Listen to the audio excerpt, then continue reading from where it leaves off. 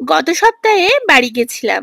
মাকে বলেছি আর যা মাছ খাওয়াও খাওয়াও, ইলিশ মাছ আর খাইও না। মুখে যে চড়া পড়তে বাকি নেই গো। মা বলছে এমন একটা রেসিপি তোকে খাওয়াবো, তুই সবকটা মাছ একাই খেতে চাইবি। তাই নাকি?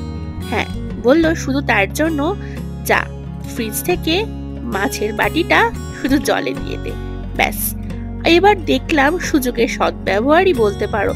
মা যখন রান্না করবে আবার নতুনত্ব যদি ভালো লাগে, তখন রেসিপিটা পাবো কোথা থেকে? তাই জন্য ভিডিও করতে ভুলিনি কিন্তু। মা যেই কড়াইতে তেল গরম করে মাছগুলো ছেড়েছে, অমনি ফোনের ক্যামেরাটা অন করে ফেলেছি। আর মা ওইদিকে এক বাটি তেঁতুল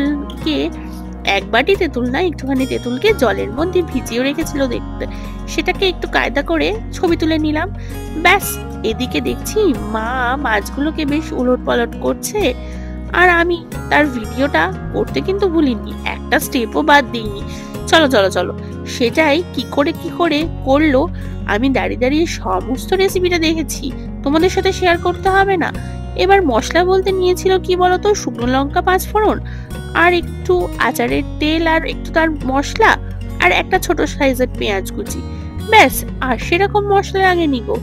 এবার ওই মাছ যে ভাজা হয়ে গেছে ওই তেলের মধ্যেই প্রথমে 5 ফোড়ন আর শুকনো লঙ্কাগুলোকে ফোড়ন হিসেবে দিয়ে দিল। এরপরে ফোড়নটা ভাজা হতেই ওই যে পেঁয়াজকে যে কুচি কুচি করে রেখেছিল সেটাও দিয়ে দিল।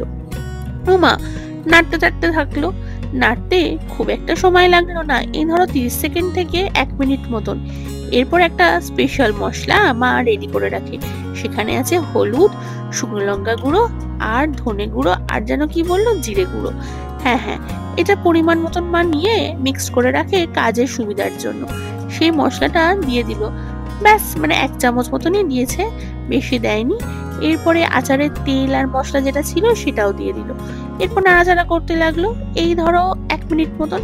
ব্যাস, নাড়াচাড়া করার পরে যেই ভাজা ভাজা হয়ে উঠলো, অমনি ওই তেঁতুল গোলা জলটা ওই দানাগুলোকে বাদ দিয়ে সমস্তটাই দিয়ে দিল।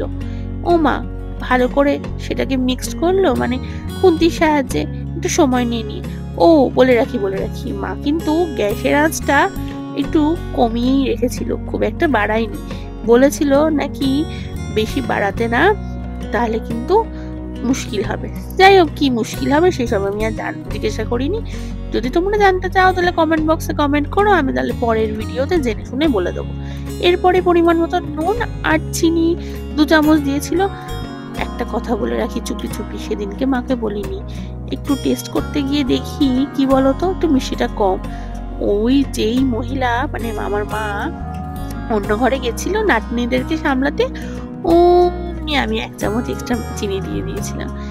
ব্যাস, আর কিছু পাকামো মারিনি সেদিনকে, কারণ ওনার রান্না দেখো, নাম তো আমার হবে না, সো কেন আমি শুধু শুধু খাটবো বলো?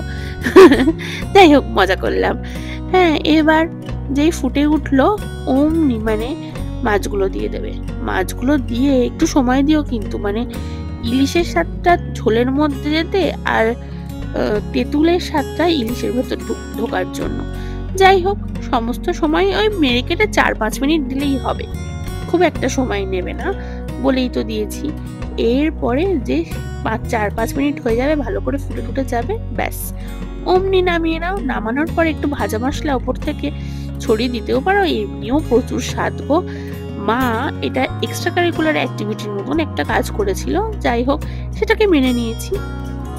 এবার ভাজা মশলাটা তৈরি করেছে কি করে, তো একটা খালি কড়াইতে ওই যে নিয়েছিল জিরে আর বেশ কিছুটা শুকনো লঙ্কা আর একটুখানি জোয়ান, সেটাকেই মিক্সার গ্রাইন্ডারে ড্রাই রোস্ট করে ওই একটু গুঁড়িয়ে নিয়েছে, সেটাই ওপর থেকে দিয়ে দিয়েছিল। মানে এটা মায়ের রেডি করাই থাকে। তাহলে আজকের মতন রান্না তো শেষ, মানে রেসিপিও শেষ। আজকের মতন আসছি, কেমন লাগলো কমেন্ট বক্সে জানিও। দেখা হবে অন্য কোনো ভিডিওয়। টাটা।